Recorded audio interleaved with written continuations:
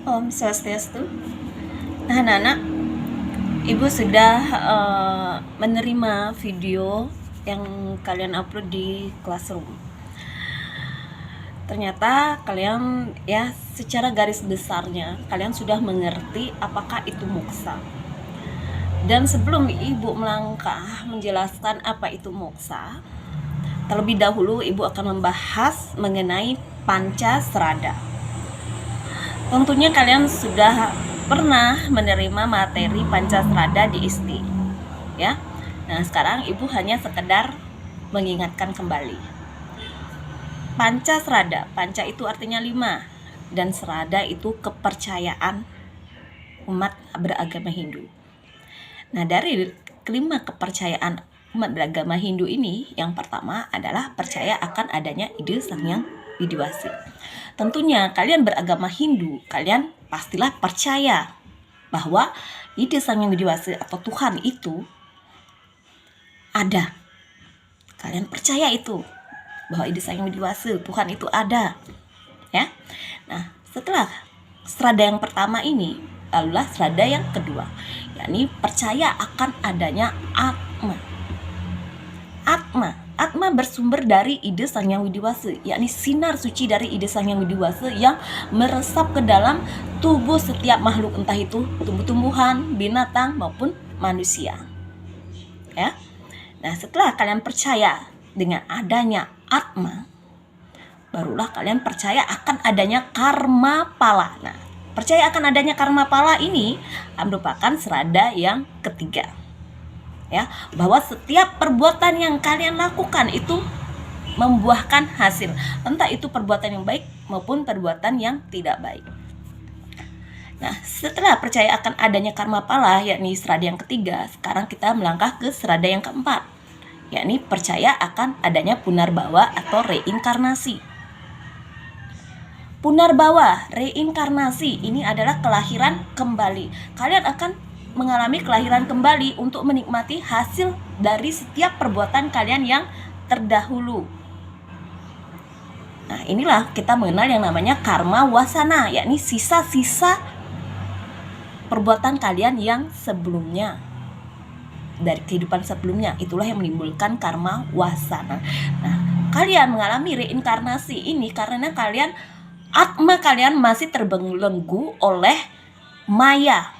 Maya, apakah itu maya? Nah, itulah sisa-sisa perbuatan kalian yang di kelahiran yang sebelumnya. Entah itu sisa perbuatan kalian yang baik maupun sisa perbuatan kalian yang buruk. Nah, setelah reinkarnasi, percaya akan adanya reinkarnasi atau punarbawa, barulah kita melangkah pada serada yang kelima, yakni percaya akan adanya moksa. Jadi, percaya akan adanya moksa itu merupakan serada yang kelima. Jadi, jangan dibolak-balik, tidak boleh ya. Moksa, apa itu moksa? Nah, seperti yang kalian jelaskan tadi, moksa itu berasal dari bahasa Sanskerta, yakni akar kata muk, yang artinya kebebasan. Apa itu kebebasan? Artinya kalian sudah lepas dari segala ikatan maya, unsur-unsur maya. Ya, nah di dalam diri kita terdapat adanya triguna, yakni satwam, rajas, dan tamas. Satwam itu kebijaksanaan, rajin, segala bentuk kebaikan, itu satwam. Rajas itu adalah sifat emosi.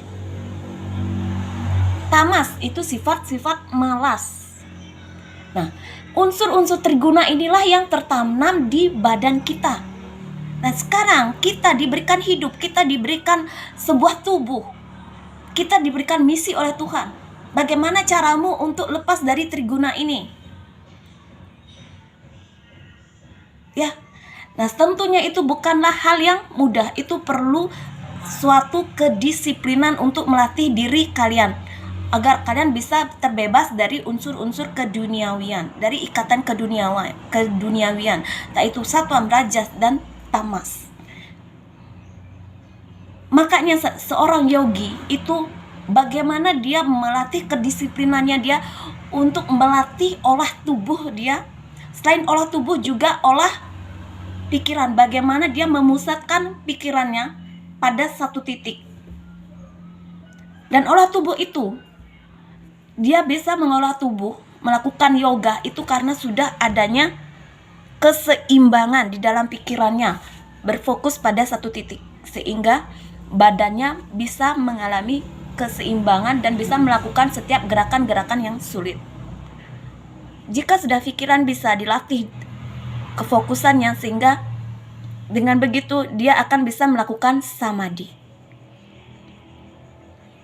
Ya. Nah, serada yang kelima dari panca serada ini memiliki tingkatan-tingkatannya.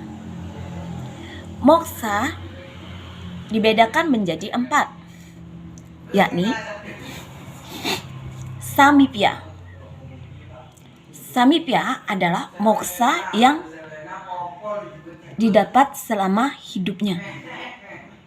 Nah, seperti yang Ibu katakan tadi, seperti seorang yogin. Pada saat dia melakukan samadhi, dia sudah terlepas dari ikatan duniawi. Ya. Nah, ini dia sudah mencapai tingkatan samipya. Setelah samipya, barulah sarupya. Nah, sarupya ini adalah tingkatan moksa yang didapatkan semasa hidupnya. Ya. Nah, itu karena kelahirannya, seperti Sri Rama, Sri Krishna, Buddha Gautama. Itu karena kelahirannya. Kemudian adalah salokya. Salokya ini adalah moksa yang didapat karena atmanya itu sudah memancarkan sinar ketuhanan, kesadaran ketuhanan. Ya. Nah, kesadaran atmanya itu sudah setara dengan Brahman, dengan Tuhan. Lalulah yang keempat, yakni sayujya. Sayujya ini Atman, ini sudah tingkatan yang paling tinggi, di mana Atman itu sudah dapat manunggal dengan ide Sang Hyang Widiwasa. Seperti istilahnya Brahman Atman Aikyam.